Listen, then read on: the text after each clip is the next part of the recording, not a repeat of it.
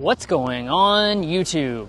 So right beside me is an all new product, a very important product from Toyota, the brand new 4Runner. But this isn't just any version of the 4Runner. This is the SR5. This is the base trim level, and it actually has no options on it whatsoever. So you're probably wondering by clicking on this video, what does that base 4Runner get you? Well, that's what we're about to find out.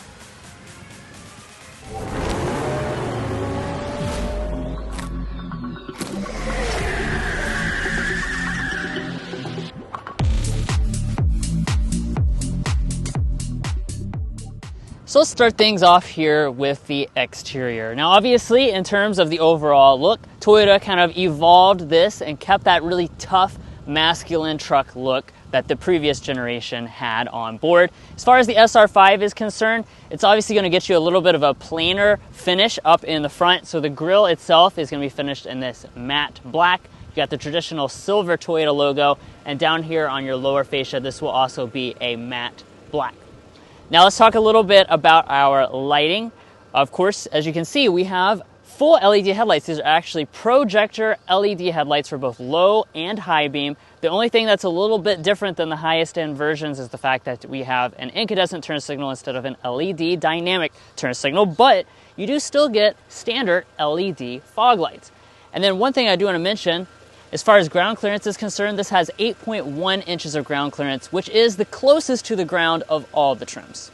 Now moving on to our wheels, 4Runners available with 18 or 20-inch alloys. SR5 obviously is going to have the 18-inch option, but it does have a nice gloss black finish. It looks very similar really to the wheel that they have on the Land Cruiser. Of course, you got the chunky cladding that's going to go around our wheel arches as well as the lower parts. And then the mirrors here are going to be finished in a matte black as well. You have standard blind spot monitoring on the SR5, but you don't have heating until you get to the TRD Sport.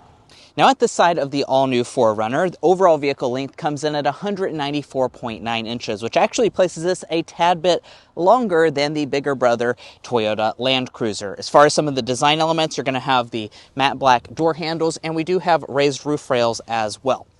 But as we head around to the rear design of this all-new 4Runner, I have to say I really love the look of this vehicle. And honestly, for this SR5 model, you're going to have quite a few nice premium elements as well. So what are some of those elements? We have a spoiler up top. As far as the wiper is concerned, that is going to be integrated underneath of the spoiler itself. And then this piece is going to be finished in a matte black. If you choose a blacked out model like this one, you really can't tell those matte black elements versus the paint color. So that's something to keep in mind. Now, as far as the taillights are concerned, one of the things I'm really happy to tell you about is that a full LED taillight is standard on every single 4Runner. So that's even going to include this base model, and really all the lighting is very nice on this base model. As we drop down to the lower fascia, this is also going to be a matte black. As far as your tow rating, they have improved this by 1,000 pounds, so all 4Runners can tow 6,000. And let's talk safety. One of the things Toyota is really good about doing is giving you all of your safety gear as standard equipment. That will be the case for this 4Runner. Their entire Safety Sense Suite 3.0 is standard, so that will even include things like adaptive cruise control and auto high beams. But guys, I'm sure the question you're really curious about is how nice is the inside, so let's dive into that. But first, if you're new here, we're brothers and we've been reviewing cars since we were 12 and 16. We started young, and since then, we've reviewed over 2,000 cars at every price point. No matter what you're looking for, from our long-term vehicle videos to our side-by-side comparisons, we'd love for you to subscribe to be a part of our Car Confections family. Let's learn a lot and have some fun with all the latest cars. Now, moving on to the interior. First, we'll take a look at the key fob. We do have a standard smart entry system on all versions as we expect for a 2025 model. And getting inside is as simple as just reaching behind the handle here and unlocking the door.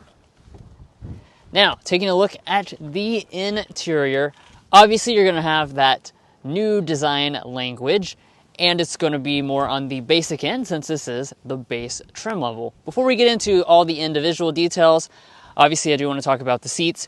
SR5 will come standard with this cloth seat. You have the choice between black or gray if you want something a little bit lighter. But in terms of the overall look and feel of these seats, they've got a nice cloth here. It feels good and durable, but it's still pretty soft. You have color contrast stitching and some details up in the top to make it more visually interesting.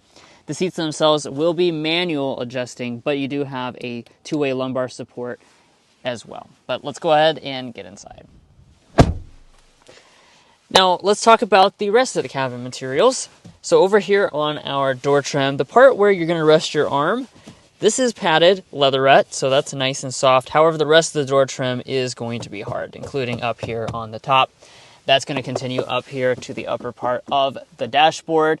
We have a silver trim for the SR5 that runs through the middle to add a little splash of color. And then down here on our lower pieces, these will be hard touch and durable feeling as well. Let's go ahead and fire it up with the push button start.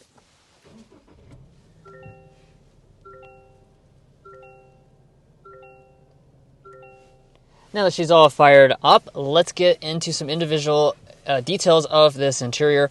First of all, here is our gauge cluster. With this new generation 4Runner, you do get a partially digital cluster standard on all versions. As you can see, that center section there is reconfigurable with different kinds of information. It's about 8 inches, and then you've got those kind of more traditional analog gauges on the outside edges. Pulling back to the steering wheel, though, one of the things I'm happy to see is that all trims get the nice leather wrap steering wheel. It feels pretty premium. It has kind of perforated texture on the outside edges, and the faux stitching here on the airbag cover, and overall it just has a nice feel in the hand. Obviously it is going to be manual tilt and telescoping. Heating is not on this trim, but it is available on other trims, of course. Now, let's take a look at interior storage. That's what our center console is going to look like. You do have a nice felt lining down there at the bottom. We're on a pretty limited time frame today, so we're just giving you this nice tour of the SR5. Some of the other content, including our donut test, as well as other trim levels and the luxury inside of those, are available on our channel if you want to check those out.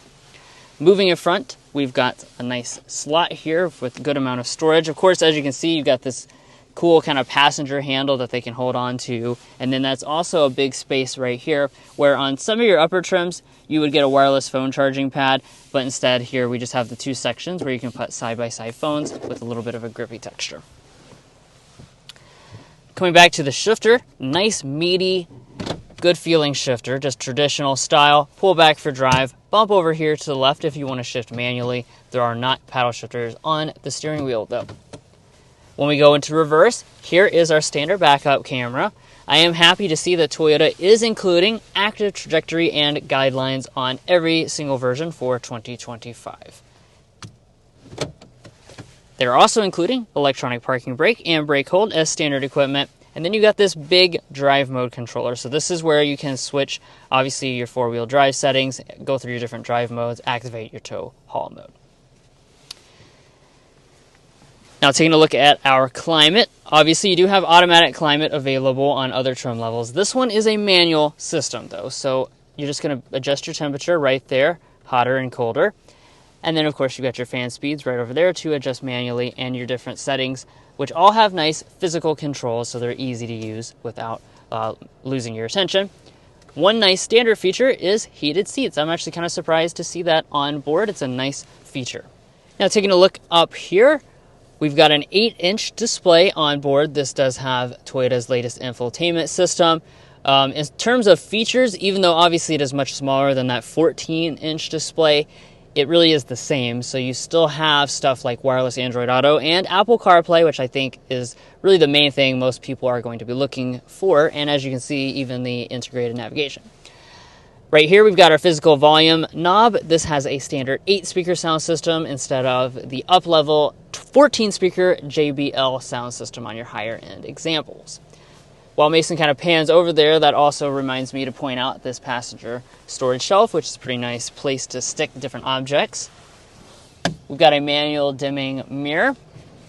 Up top here, no sunroof, of course, but we do have a really nice headliner. I really like how soft that is overall. And you've got one main button here, and this is, of course, a signature 4Runner feature. Everyone really loves this. You still get that nice power window, so you can roll down all your side windows and the back window and get all that airflow whipping through. All right, but what do you get in the rear seat of this new 4Runner? Well, thankfully we do have official legroom and headroom figures, which is something that we didn't have in our previous reviews of this model, so I can tell you how spacious it is. So we're looking at about 35 inches of legroom and about 38 inches of headroom. Those are actually going to be pretty big improvements over the previous generation model. It's up about 2 inches in terms of legroom, and I'm 5'9" for reference. This seat is adjusted to Drew, who is 5'8", and as you can see, I do have a good amount of space. Fortunately, I don't have time to get all my rulers and stuff out, so keep that in mind. But overall, it's a good amount of space. My feet can also slide up underneath of the seat. These rear seats are a little firm, but overall, I don't think they're too bad, and I'm very happy that they do recline. So if you want to get that extra comfort, you can have that here in the 4Runner, even in the base model. Now, as far as features, we have this fold-down armrest, 2 cup holders inside, and we're not done yet because I'm happy to tell you that we have vents here in the center, even on the base model, and in addition to that, 2 USB-C ports, as well as a household outlet. I'm honestly very surprised to see those features on the base SR5 model. You can even get heated rear seats, but that's going to be on your very high-end 4Runners. Now, as far as the door trim is concerned, hard touch pretty much from top to bottom, besides for the armrest portion, which does have some leatherette. Bottle storage in front of that, as well as a little bit of extra storage space, but not a ton overall. Overall, the back seat, I think, is nicer than I expected, that's for sure. And walking up to the cargo area, one of the new things to the 4Runner this year is that you can get a power tailgate. That's not on this more basic trim level, though, so keep that in mind. And let's talk about overall space here in the 4Runner. So that's going to be an area that's actually quite good in this model. We're sitting at some very good cargo figures. As a matter of fact, behind the second row of seats, 48 cubic feet of space as a maximum, with those seats folded down 90 cubic feet. That is a ton of room. Also, if you're looking to see the best cargo capacity in the midsize 2-row segment, or the best tech, or the best ride, we'd encourage you to go to carconfections.com/vehicle rankings, because not only have we looked at and tested all of the 2-row midsize SUVs, we've went ahead and compiled that stuff in a chart that you can sort based on the things that are most important to you in your new vehicle. So be sure to do yourself a favor and go check that out. But coming back here to the 4Runner, like I said, about 90 cubic feet as a maximum. If you choose a hybridized model, which is, of course, not available here on this base model, the cargo capacity goes down by about 10 cubic feet, so keep that in mind. But we're not done yet, because there's a really important feature that I haven't mentioned yet. This SR5 can get a third row. It's one of the only trim levels that can get it. The SR5 and the limited gas models can get a third row in the new 4Runner. I'll go ahead and insert a picture of what that looks like. It's not going to be a massive third row, but for those of you that need it for maybe emergency situations, it's going to be a good option for extra seating capacity. All right, now, as far as our cargo dimensions, let's go ahead and get that by folding the seats down. As you can see, there are not any handles, so I will have to go up there and do it manually from the second row.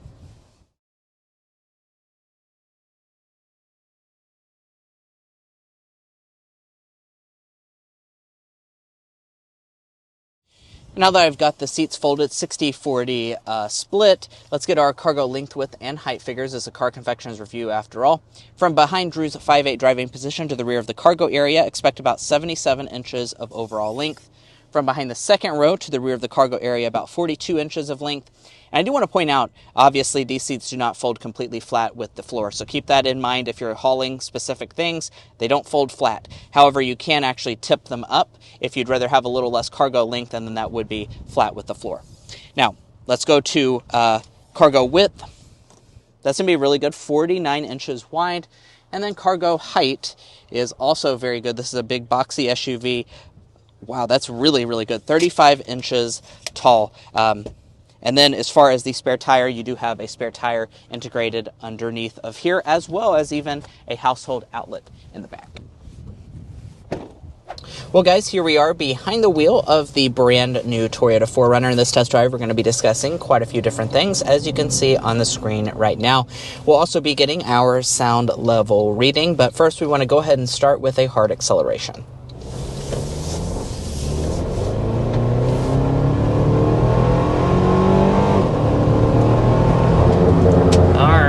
And that's 60 miles per hour.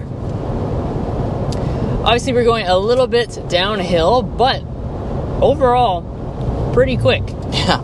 So in terms of the powertrain, of course, the big news with the 4Runner, and this goes, for all the trims, is that the V6 is gone. And now we've got, in its place, this 2.4 liter turbocharged 4-cylinder engine.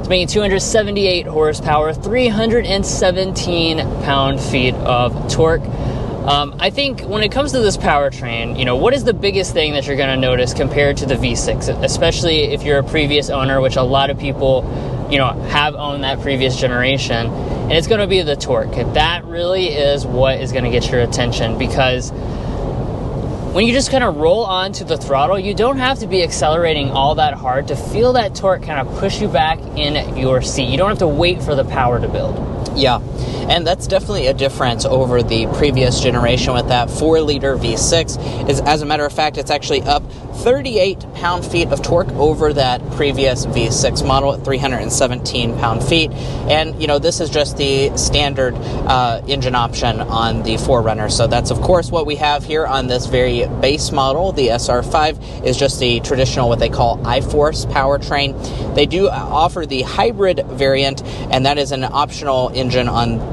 the TRD Off-Road, the Off-Road Premium, and the Limited, as well as standard on some of your higher-end models. That's going to make 326 horsepower, 465 pound-feet of torque, and is the same engine that you see used in something like the Toyota Land Cruiser. Yeah, we're going up a very steep hill right now, and one of the things that I'm observing is just the fact that there's no downshifting or anything. Because of that torque, you can watch actually the gauge cluster show you the boost of the turbo, and it just kind of boosts the engine. No downshift or anything required to climb up this hill smoothly. But if you do put your foot down, you get a pretty quick downshift from the 8-speed automatic transmission.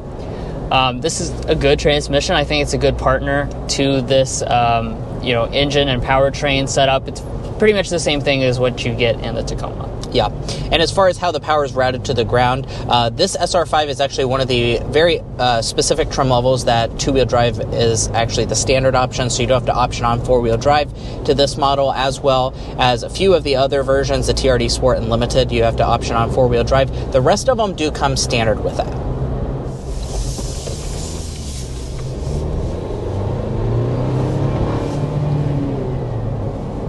You can hear the turbo whistle pretty good, actually.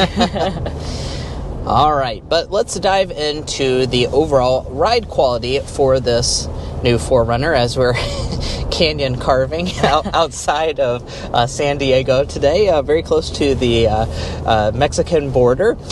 Let's just go ahead and dive into ride quality.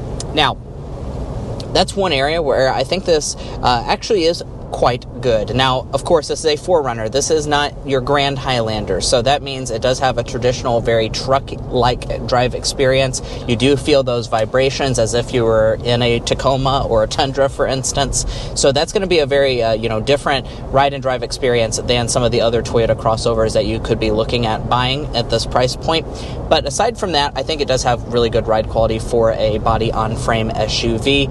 It does a good job of soaking up the bumps. We have small wheels on the outside, and when you hit a bump, a lot of it is soaked up by the wheel size. And these cloth seats I do find to be decently comfortable. The leather seats I think are a little bit more comfortable because we were in a different version earlier today, and that had a little bit softer of a seat, but I don't think these are bad at all. And we are going 55 miles per hour, so let's go ahead and get our sound level reading.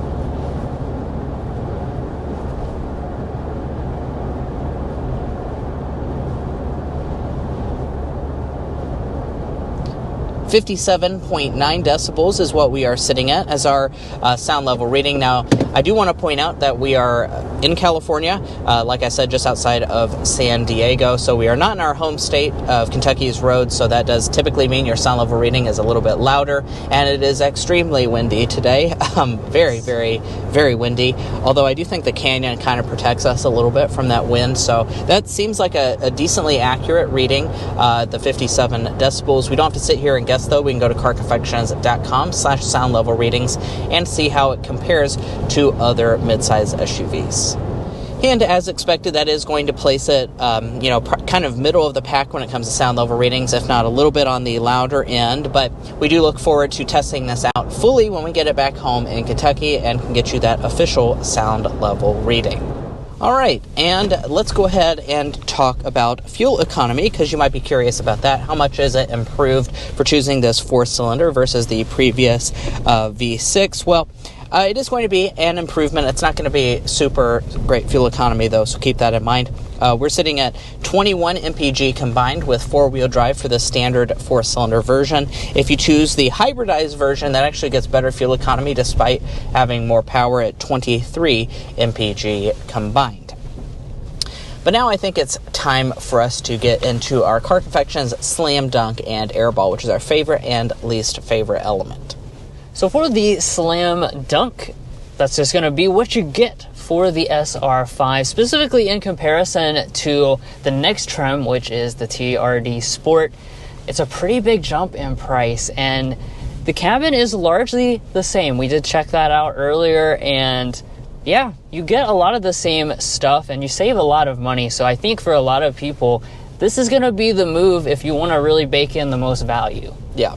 On the Airball side of things, what we're going to say is one thing that does bother us, which actually is not even fixed if you do go a trim level up to the base TRD Sport and TRD Off-Road trim levels, you're still going to get this really small 8-inch screen. Now, yes, it does have the wireless functionality, and for those of you that don't care much about tech, you might not mind, but I really just wish they would have given you the larger 14-inch screen. This just kind of looks cheap because of the big bezels on the side, and I wish that the larger screen was just standard across the board.